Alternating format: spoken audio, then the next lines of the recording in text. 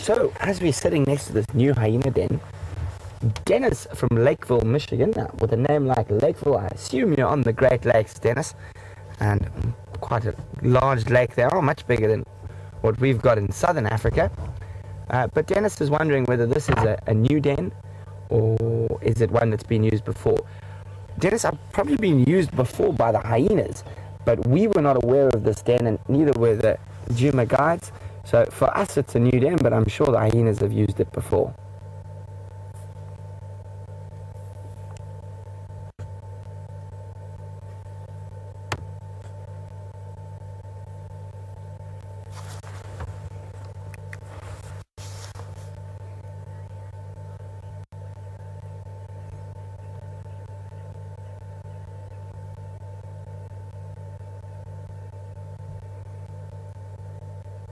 So where this den is between the Gallagher shortcut and the little tree track that leads to the waterhole at Gallagher camp. And Diane was wondering which road it was off.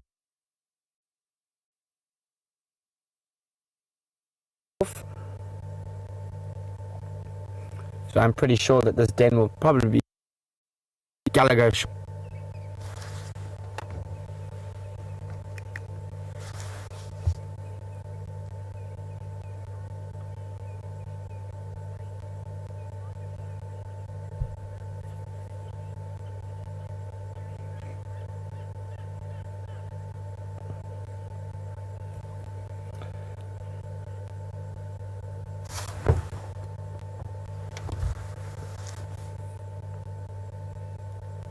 So obviously, I'm sure quite a few of you are wondering, and Stephanie in particular is wondering, how the cub moved from the old den site to the new den site, and whether it was carried or whether it would have walked.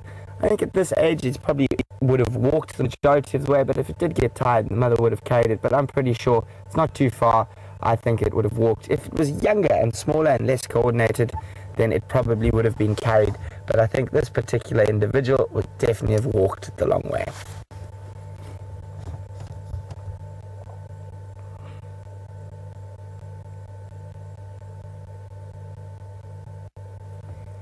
And you can see, if we come out a bit wider, that it hasn't been used probably for a while, and it hasn't been used for that long, because there's still quite a grass cover all over it. And when the hyenas utilize the den extensively for a long period of time, you can already notice the paths that and bare patches of soil that are developing in the areas that they frequent.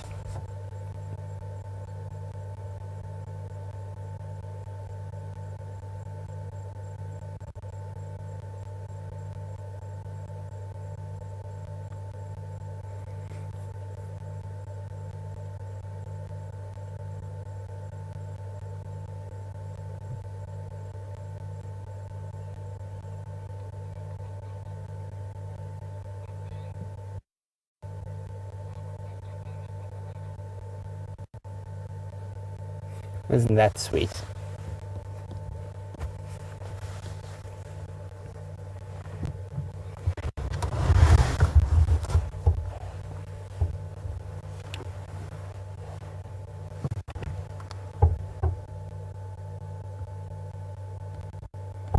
So guys, don't forget that it's a fireside chat tonight, and Scott, James and myself will be on the log answering some of your questions and going over some of the highlights from the last week.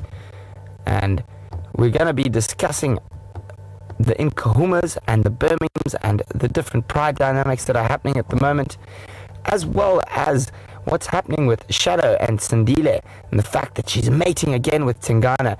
So don't forget to tune in to Fireside Chat this evening, and we will, I'm sure, have a little sing-song from Master Henry.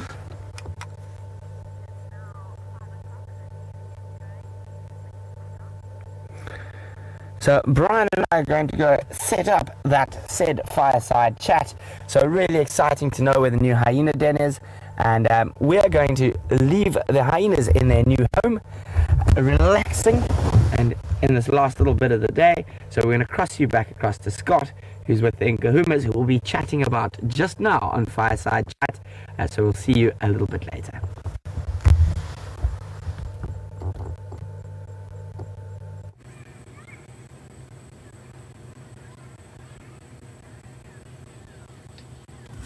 Welcome back, everyone, and I'm sure a lot of you are so happy to have seen the hyenas, and aren't you lucky that it was active with mothers and cubs?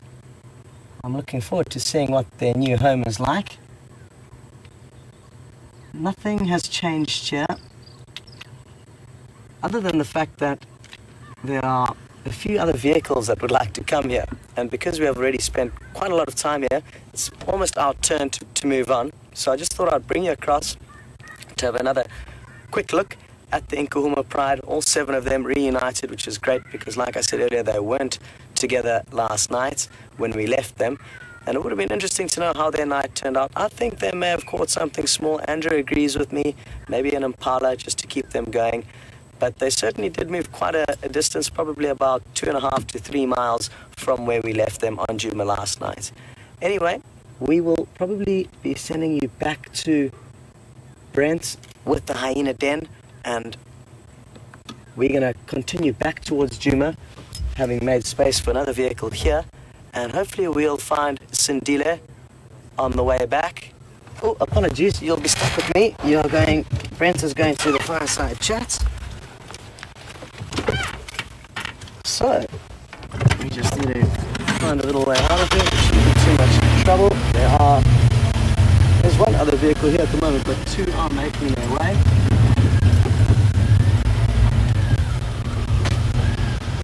And the good news is we've got a great plan B to go to, and that is to follow up on Sindile.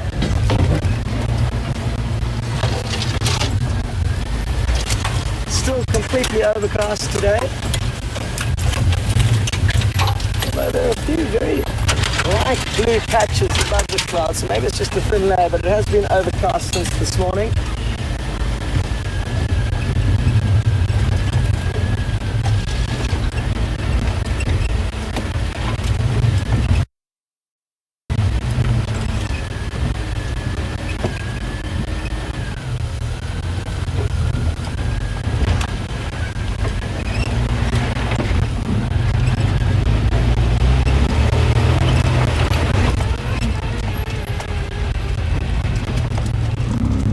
If you haven't already sent through some questions for us to answer at the fireside chat, please do so.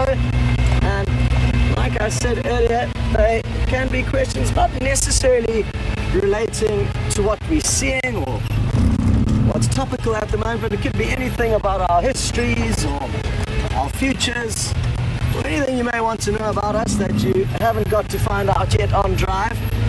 Also, any thoughts or questions you may have on shadows mating with Tingana and the effects that they are going to have on the leopard scenarios, and especially Sindile and what's going to happen with him.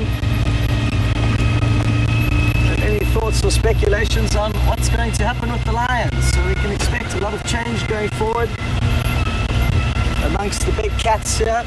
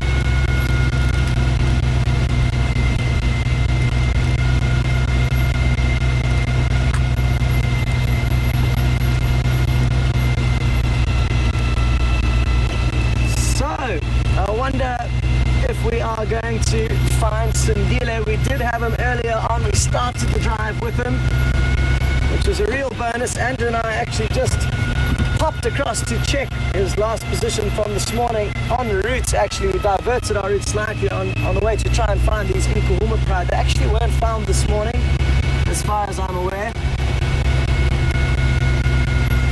but we bumped into them lying right on our southern boundary road.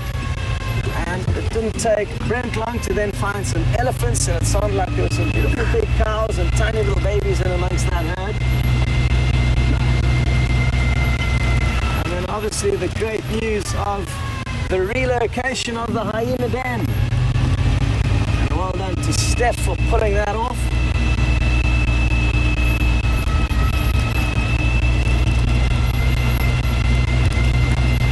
Now hopefully another little brief sighting with Sindile before the fireside chat kicks off.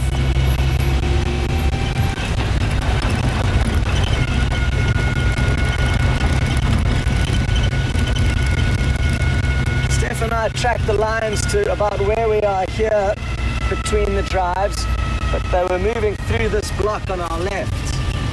And then time ran out. It's quite tricky going in there, quite thick.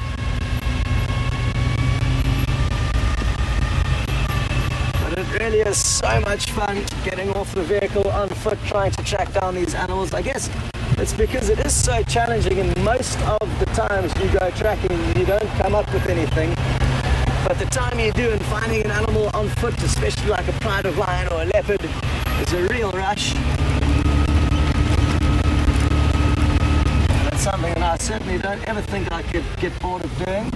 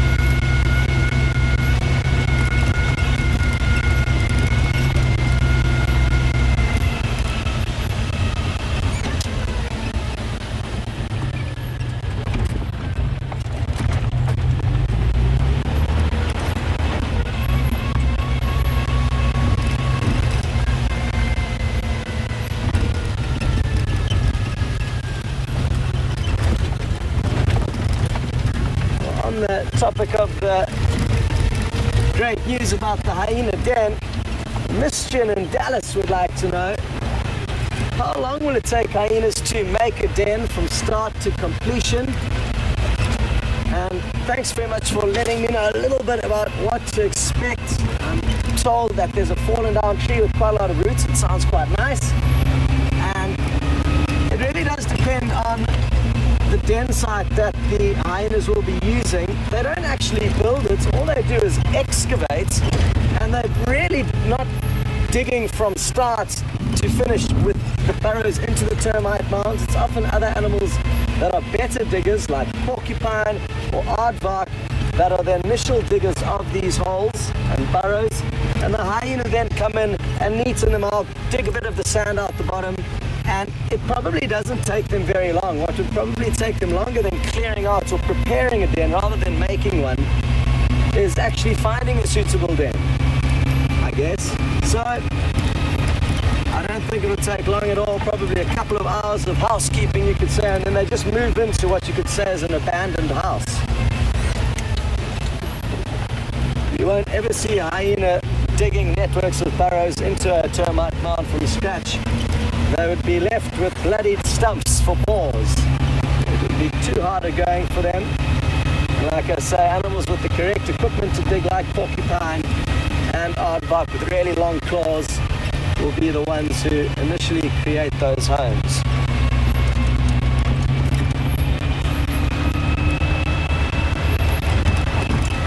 Well, thanks very much, guys. We're crossing back to WildEarth.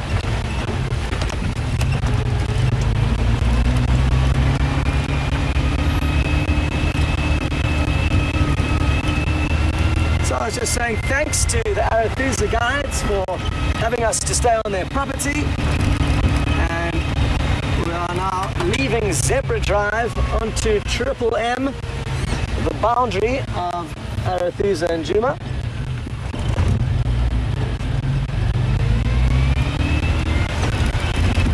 And then we'll shortly be taking a left onto Gowrie, Maine, which is the southern boundary of Djuma, and Arethusa continues straight down to the south.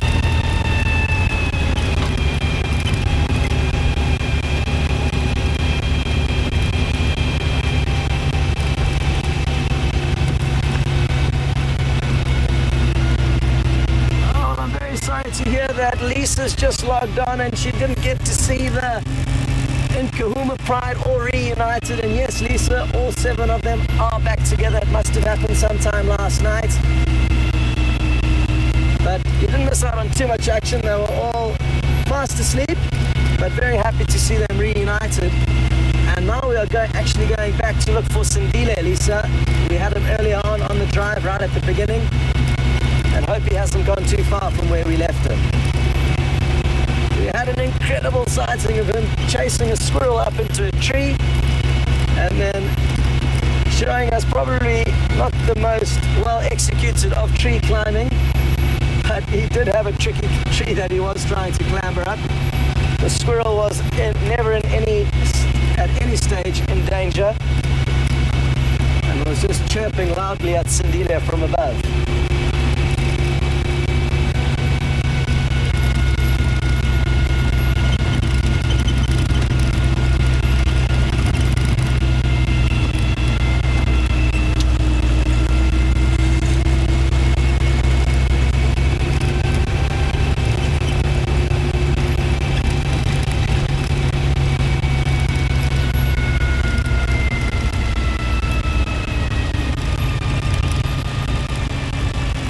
Guessing there's quite a strong chance he would have moved off by now,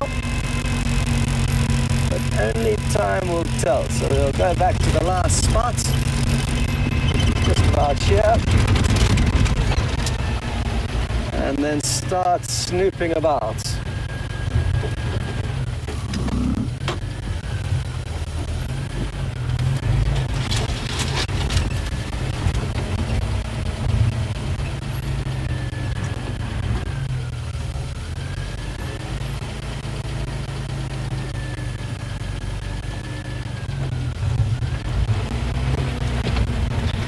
Just got myself completely discombobulated, and I'm in the wrong area. But we can continue along this old little firebreak road until we do get to the right spot.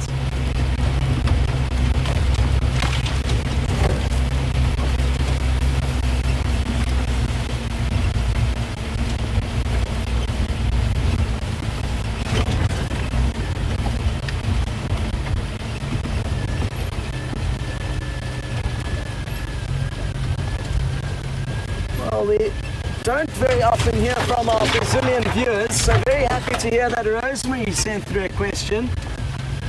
And I'm happy that you're loving this safari, and I'm sorry that you have not got to see a giraffe yet. A few days ago we got to see one. It actually helped us find Shadow, Sindile's mother. And it was a beautiful big bull, but there aren't too many giraffes around at the moment, Rosemary.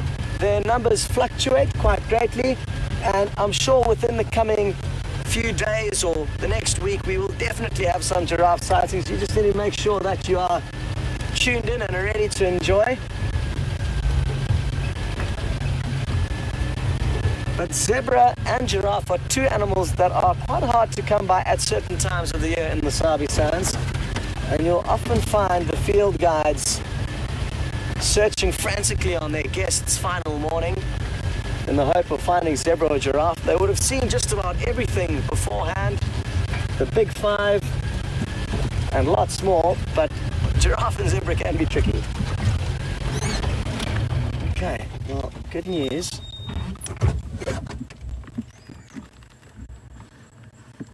Sindile has just got up and active. Taxon is here with him.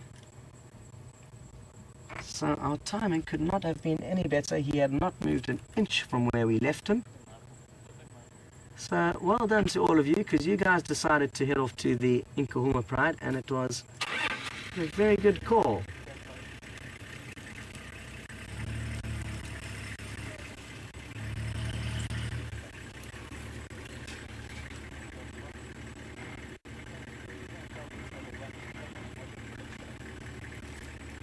Now, what is he going to find to try and chase? Possibly some Franklin. He must have been really excited when the red-crested Korhan was approaching the same termite mound that he was on. That sounded like a great sighting just the other day. And it won't be the first time that he tries to catch those specific ones because they are quite territorial. And I actually saw one just before we found him.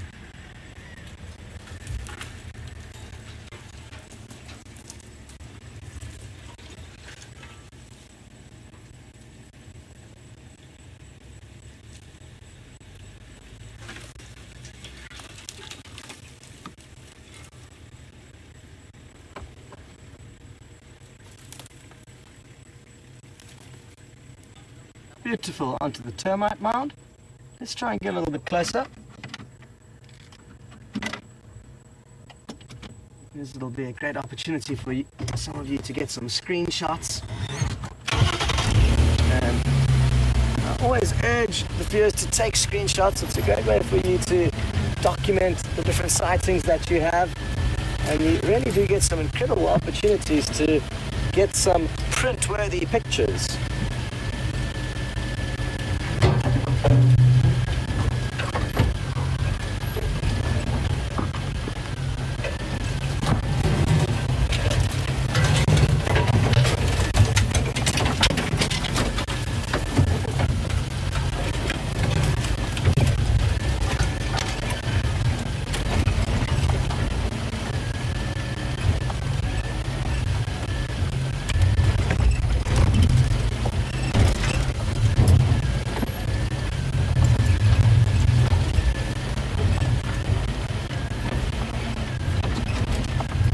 He's heading up to one of his favorite termite mounds, so I'm just gonna loop ahead of him rather than staying behind him and then stand by over there.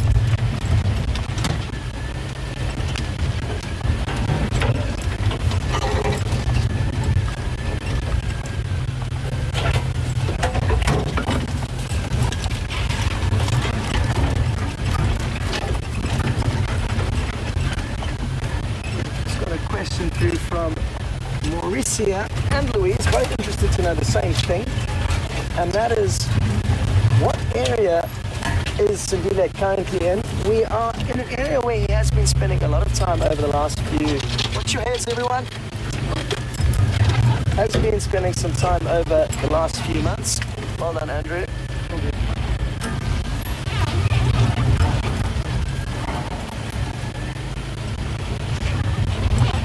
And it is on the southwestern corner of Juma.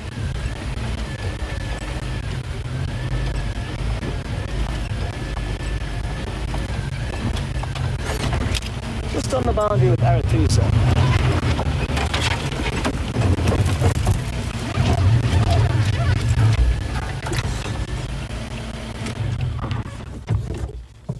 Okay, so he parked right alongside this termite mound. I'm fairly certain that's where he is going to come to. So let's give it a moment or two and see what he does.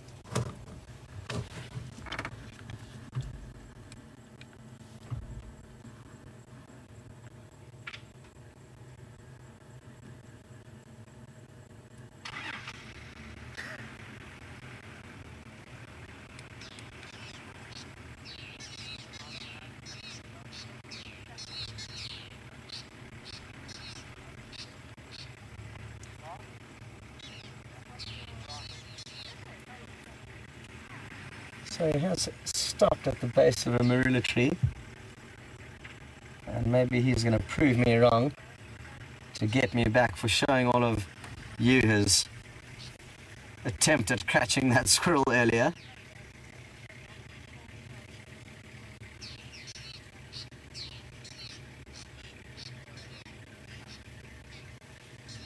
We got a question through from Ramey. And Ramey seems to think that Sindile is moving around more, and could that be attributed to his hunger? And yes, it certainly could,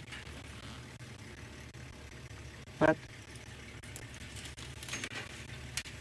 they also do move around for least a few hours every day. And it's just whether we're here or not, or whether we're lucky or not, whether we're here at the right time. So it's difficult to look into it too deeply,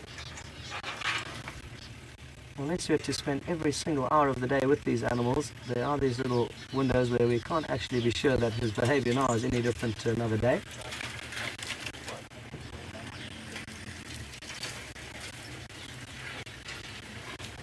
Oh, please go up this marula tree.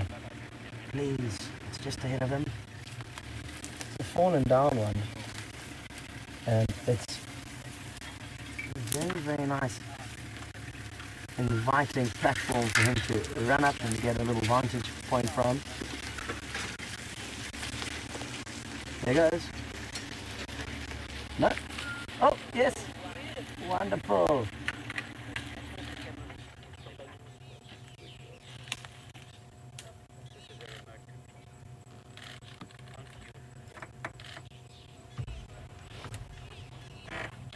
Just gonna move forward a meter or two, Andrew.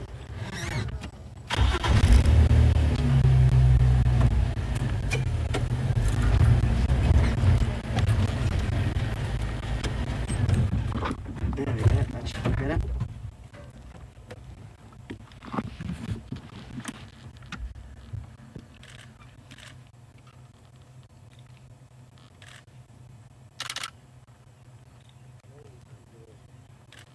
Oh, isn't that wonderful?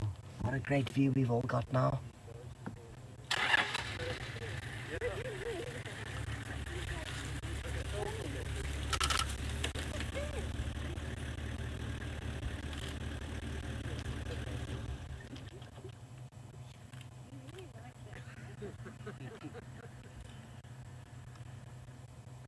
Well, we were wrong about the termite mound, but at least it brought us into this position to watch him going up the tree.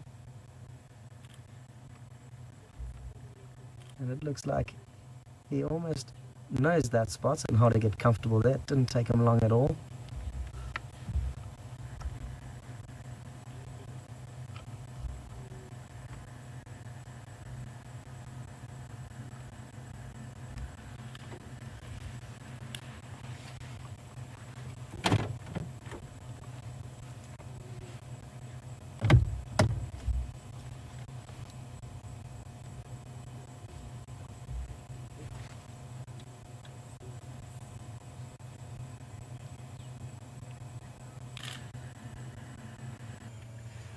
Well, for those of you who have just joined in this evening's show, it's important to know that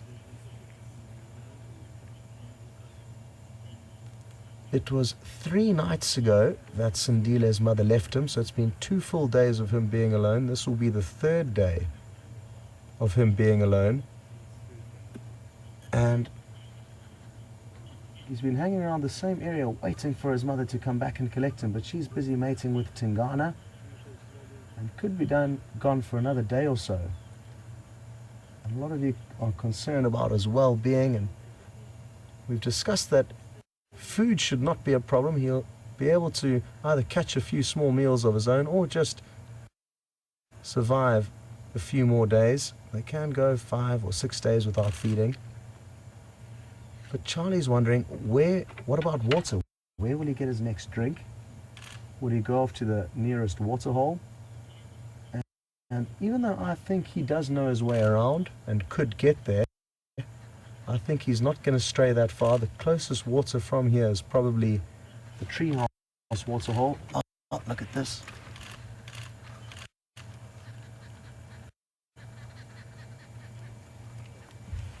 Beautiful, walking straight towards us down this marula. So Charlie, I think the water is too far. Treehouse Dam's a little bit further east for him to be comfortable there. And I guess he's just going to have to grin and bear it for now.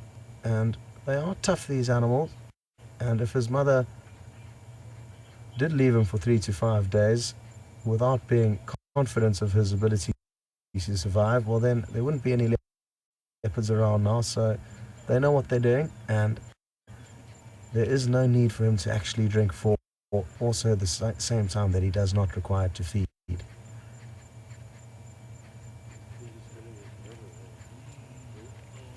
can see he's sniffing this tree very, very intently. You can't see too clearly. There we go. Now that he's moved his head a little bit. And maybe it's his mother's scent that's been left on this tree that he's missing. But hard to say. Almost certainly another leopard though. Maybe his mother or his father.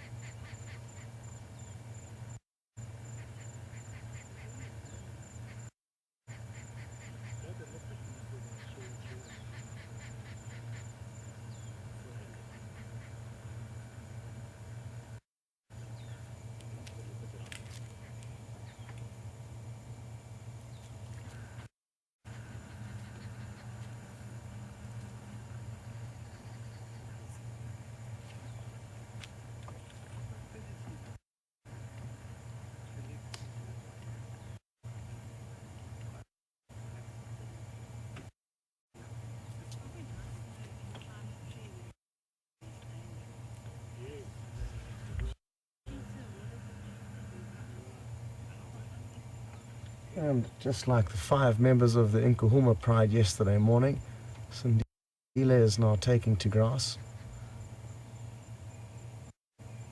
And not to worry, it's not because he's starving. It's just the same as most domestic cats and dogs that will feed on grass to help purge their system.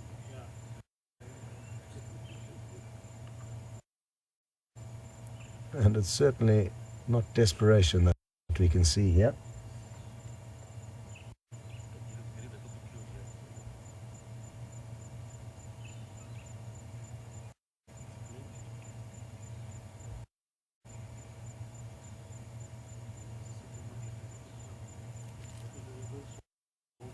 What's he sniffing so excitedly in there? Just another piece of tasty grass, it looks like. Something almost seemed to excite him there, though.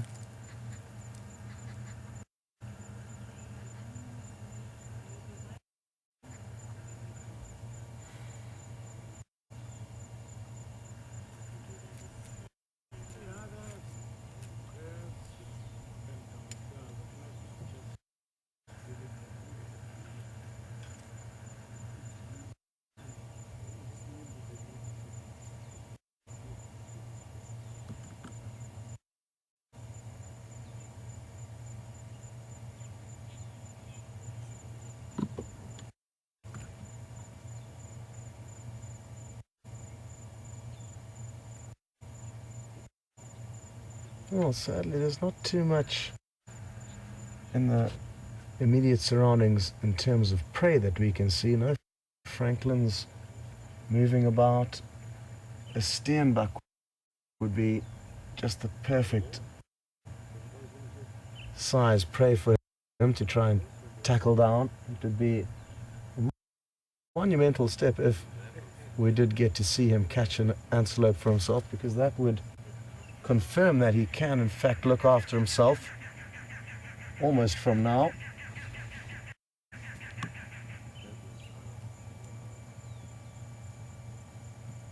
Because in the next 3 months it could very well be that his mother has new cubs that she's going to have to look after, and he will therefore take the back seats.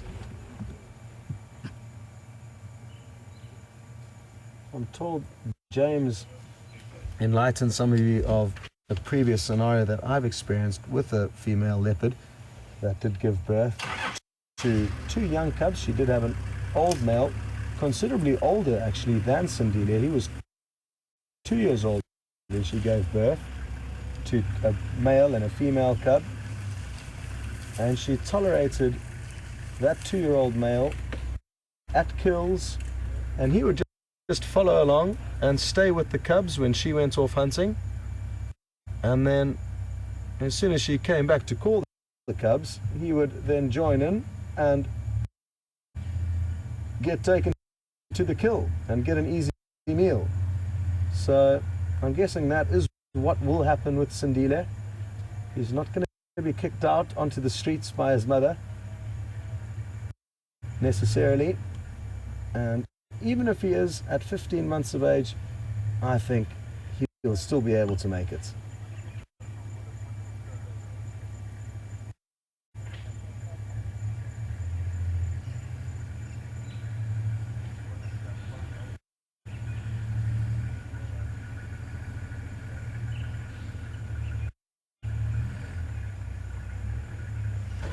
Okay, well, I think it's time to now reposition again.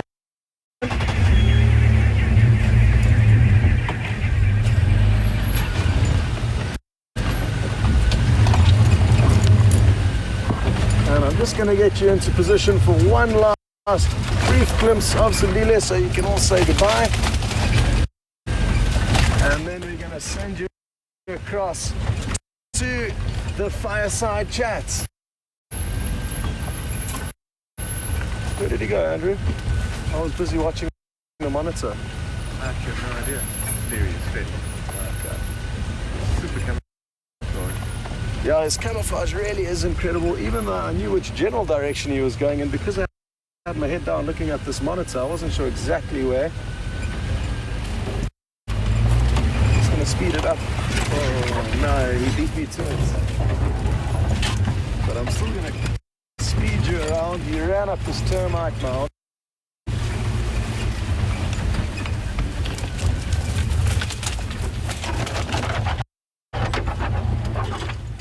Checking inquisitively over the other side of it, hoping something would be there.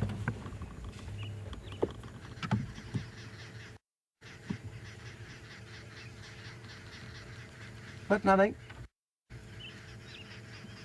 Anyway, like I said, time to say goodbye, and we are gonna join you there shortly at the campfire with Brent and James. Enjoy.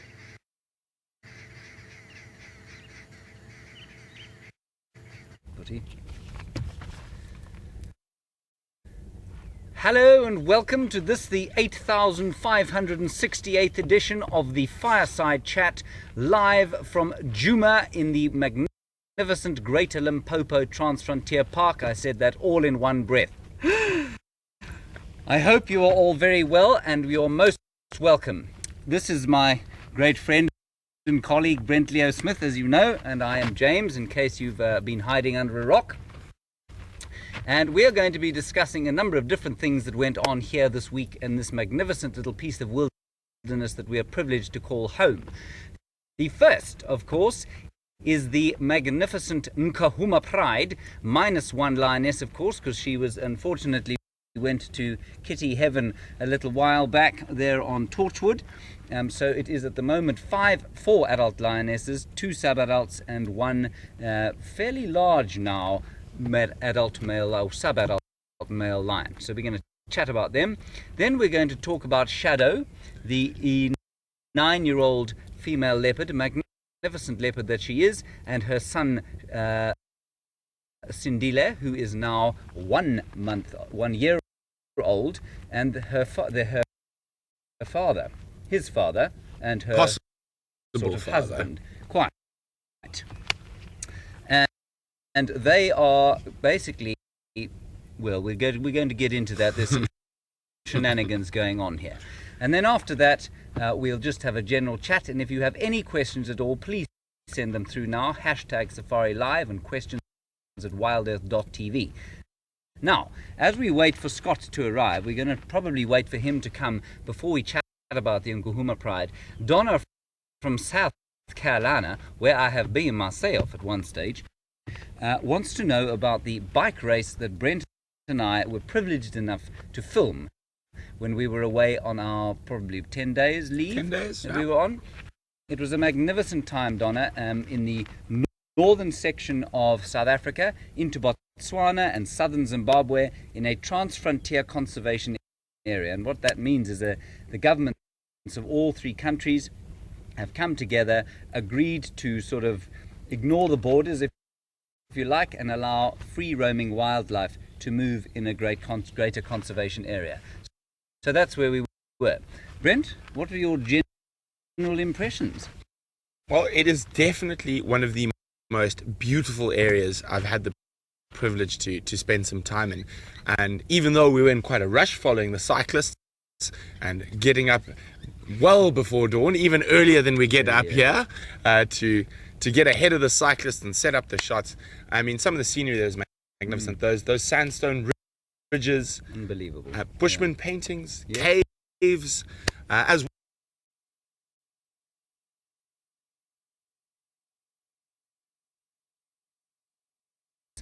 and of some of the children in the wilderness camps.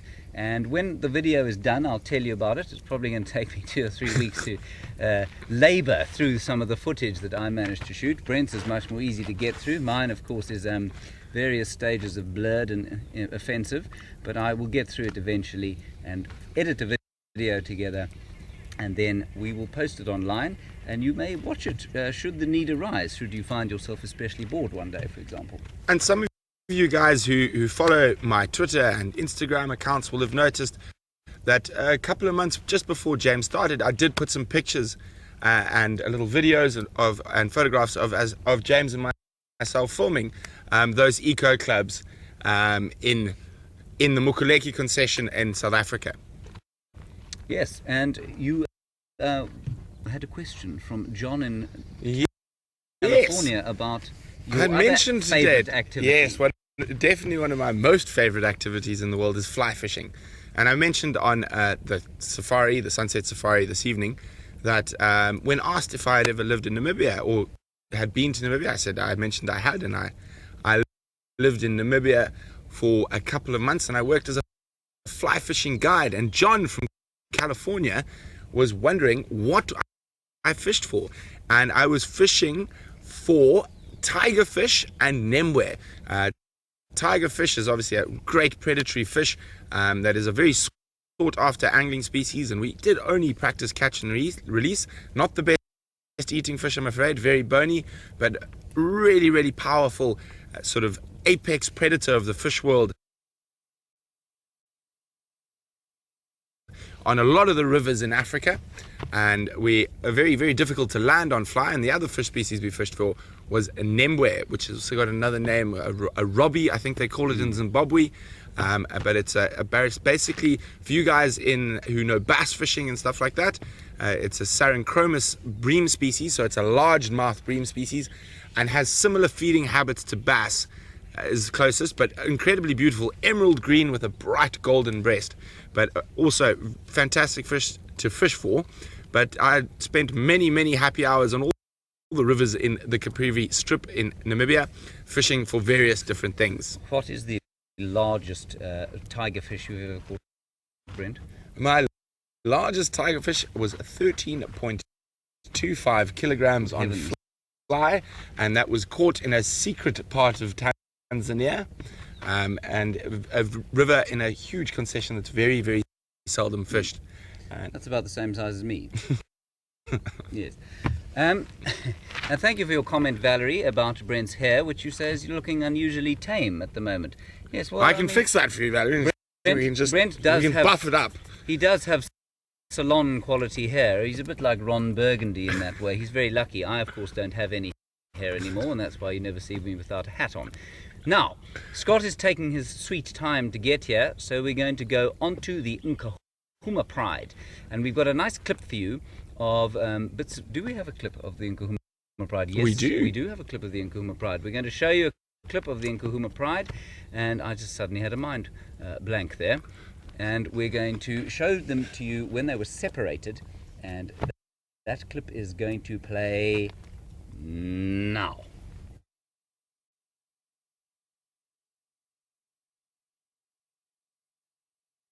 There are only 5 of the Nkuhuma Pride that we can see. Wouldn't it be interesting to know where Junior and one of the other lionesses, because those are the two members of this pride that are missing. I think it's one of the youngest lioness. Welcome back, everyone, and we've caught up with Junior and one of the Nkahuma lionesses as they've crossed from Arathusa back into Juma. So definitely from their behavior so far, well, not so much juniors, but the lioness, they are looking for the rest of the pride. And as two leopards crossed out, we got two lions in return that crossed in. So a really good morning so far. See how Junior's testing the air there, trying to listen, or listening and smelling for possibly the other members of the pride. So that was the Nkahuma pride, marvelously split up as they were. Now, I don't think that was very marvelous for them, but Brent, you found them yesterday morning, correct? Well, it's interesting. Scott found the 5 individuals just to the west, actually probably about 500 meters over my left shoulder here, on the edge of the quarantine clearings.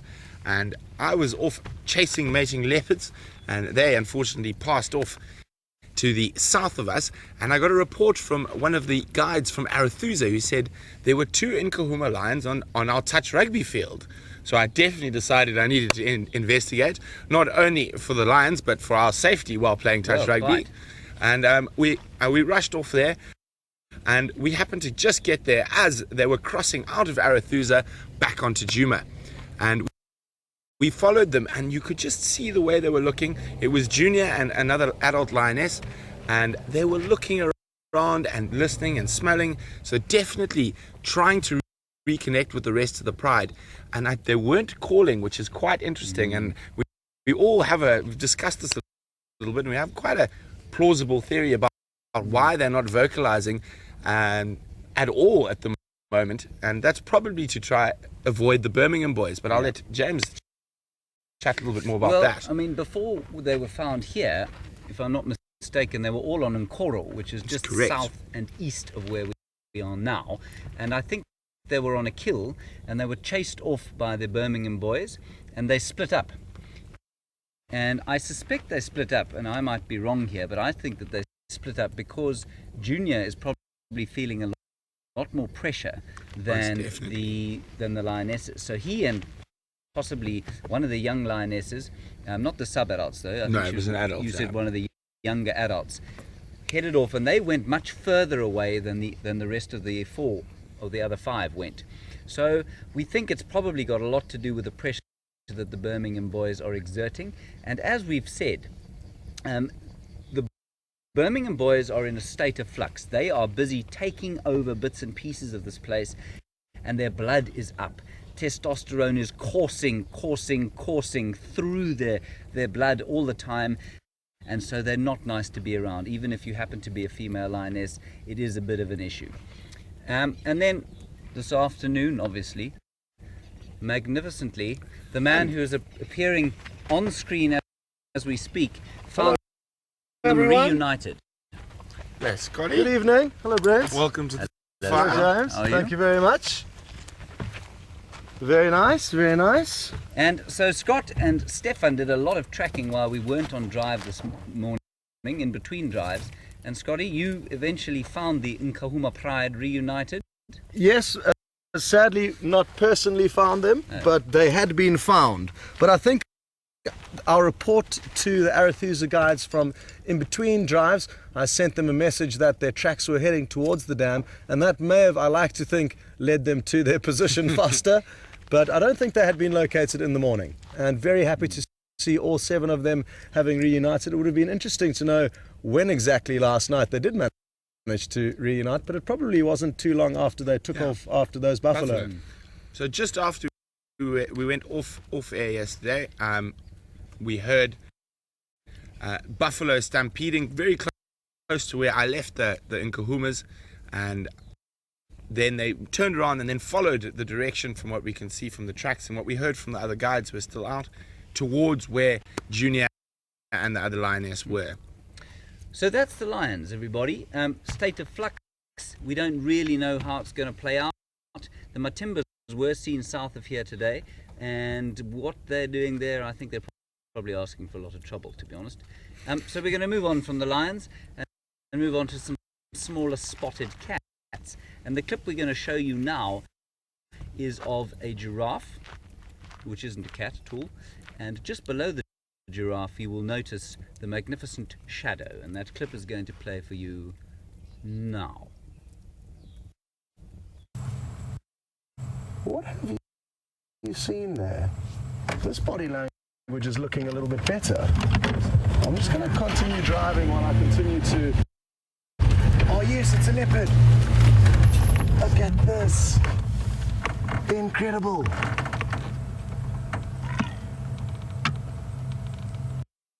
No ways. Not easy for Andrew to frame it because the giraffe's so long. This is awesome. These are soft contact calls now that she's letting off, trying to call Sindile.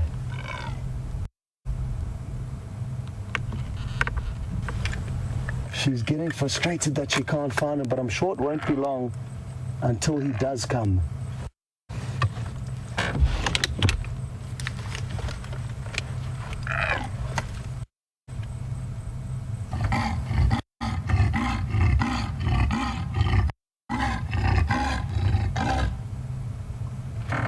Wow! He was. What does she see? Oh, look who it is! Finally! He's here! Here he comes! This is incredible! This is gonna be so awesome! This is too good! Can you believe it?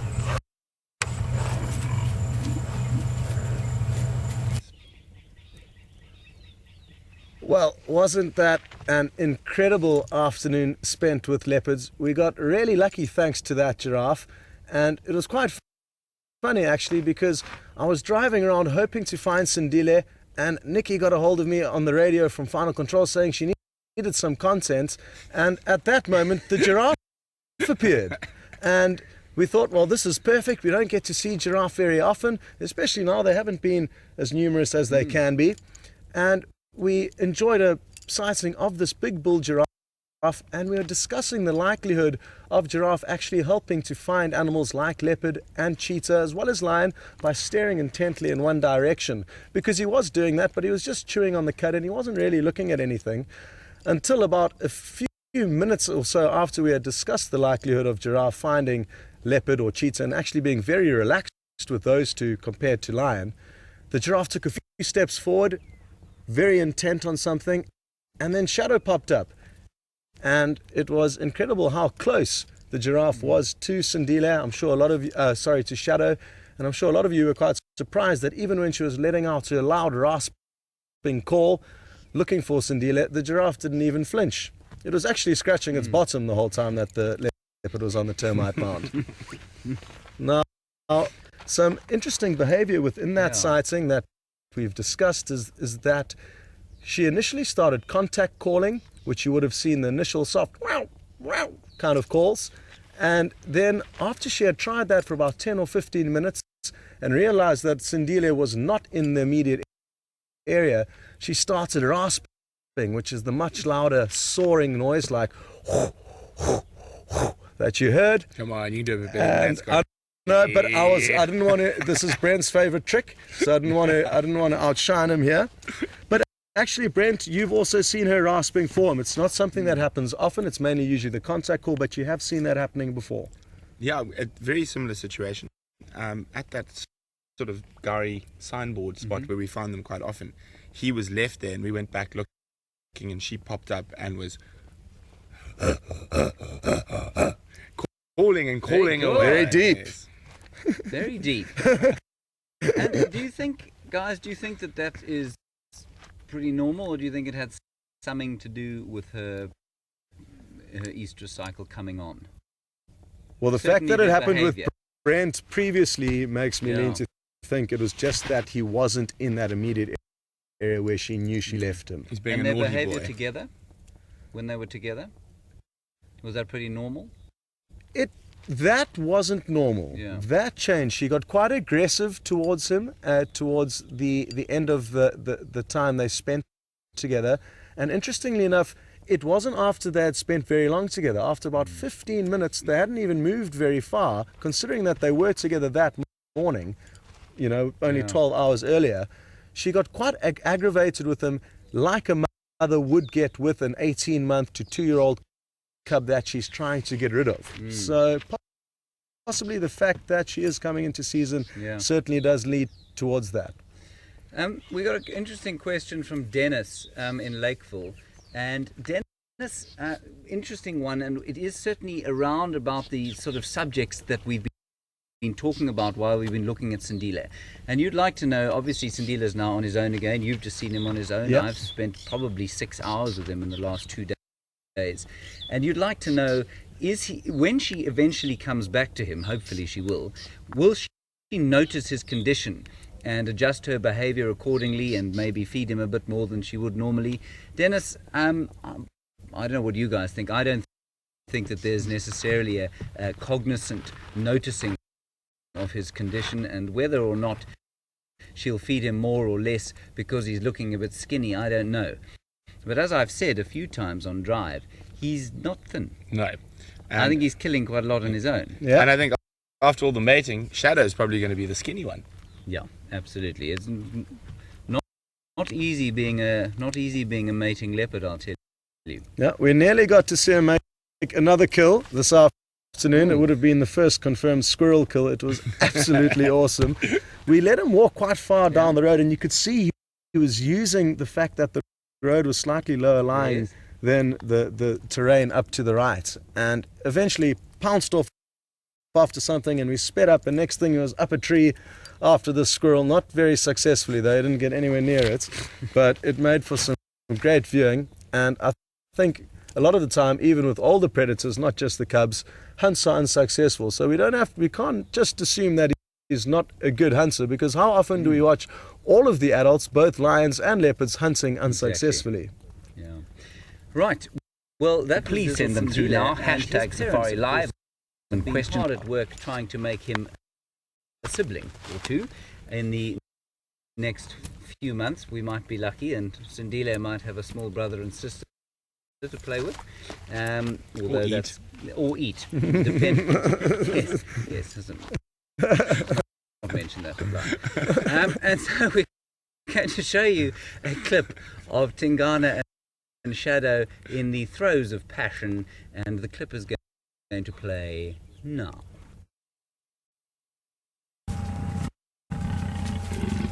Look at this. Can you believe it?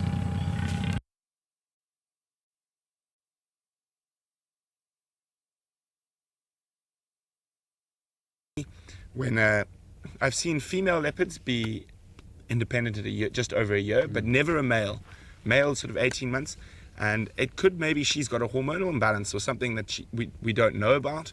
But it is a very, very interesting scenario. And it'll be very interesting once she's finished mating to see if she goes back to caring for Sindile or abandons him because she's been impregnated. And there's never a guarantee she is going to become pregnant from this mating with Tingana. And maybe it's a false estrus. So these are all these questions we can't actually answer, but they're out there, and only time will answer some of them. And I mean, as I've got myself into quite a lot of trouble before by saying that I thought your Shadow wasn't a very good mum because she's lost 6 litters of cubs, and I wondered if, having seen this, Scott's disagreed with me of course, but I wondered if it wasn't because that she is coming into these early estrus cycles that she is losing her cubs. I think it's a very, very plausible argument, and it's probably not something, unfortunately for us, not having spent the last 6-7 years in this area, that we can answer definitely. But it might be worth chatting to the other guides at the next rangers meeting and finding if she is still mating when she has cubs. I think we would have heard if that was the case, because it's quite abnormal.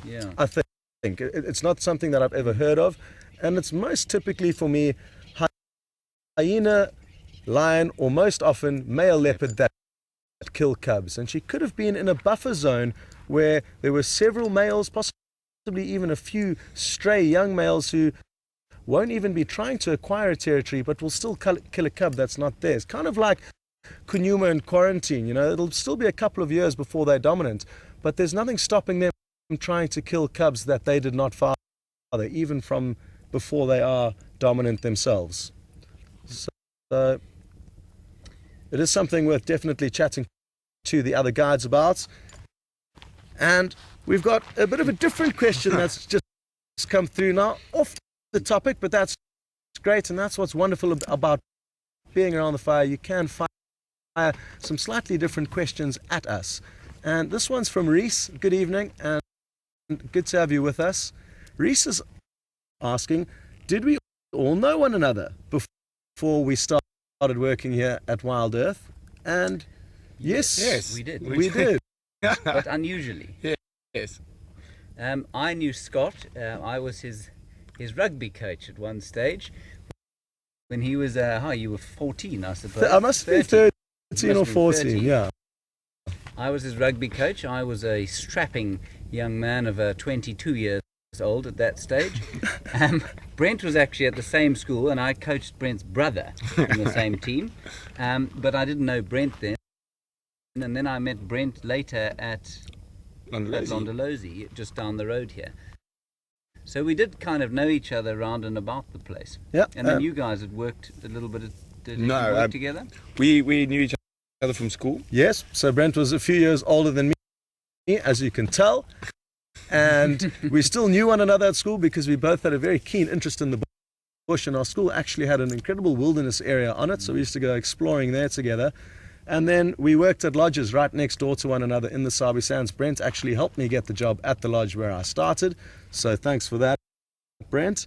And My pleasure, Scotty. And then Scott helped me get the job here, so it's one of those things. And Brent helped me get the job here too. Right, I'm afraid that's all we've got time for this week.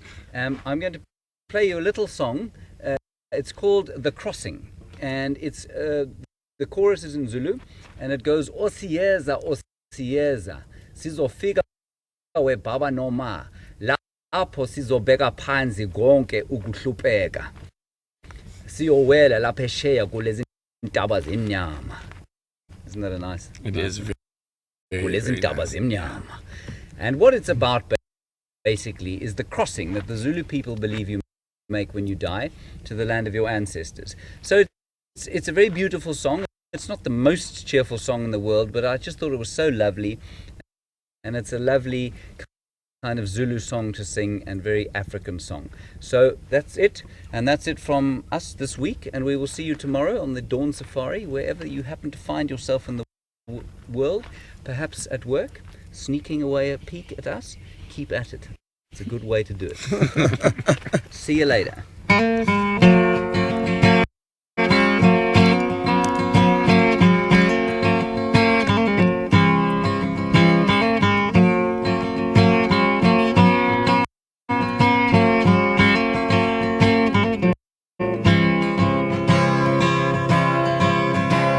Through all the years that eat away at every breath that I take, through all the nights I have lain alone in someone else's dream awake, all the words in truth that were spoken, that the wind has blown away. Oh, it's only you that remains with me here, clear as the light of day. Osiyeza, sizofika we baba noma. Osiyeza, siyakula lomhlaba, siyawela laphesheya kulezo ntaba zemnyama, lapho sobeka phansi konke kuhlupeka.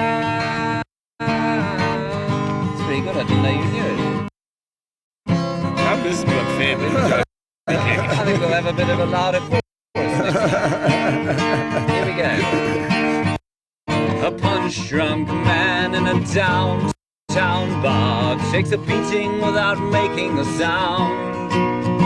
Through swollen eyes, he sways and he smiles, cause no one can put him down. Inside him a boy looks up to his father for a sign or an approving eye. Oh, it's funny how those once so close are now gone, still so affects our lives.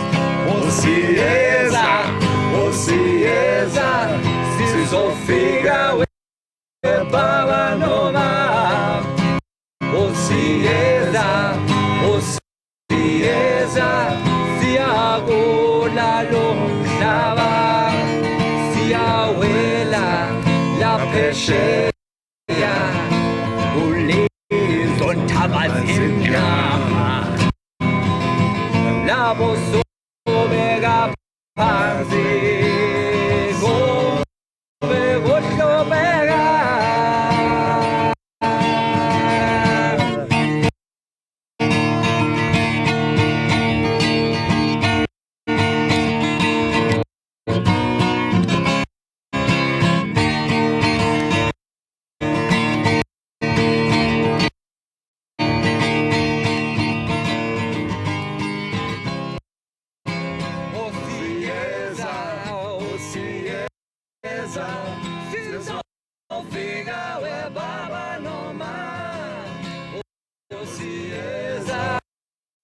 Osieza, se agora lonjava, se abuela la pecheia, ulezon tabazinyama, la muzubega panzi, go, go,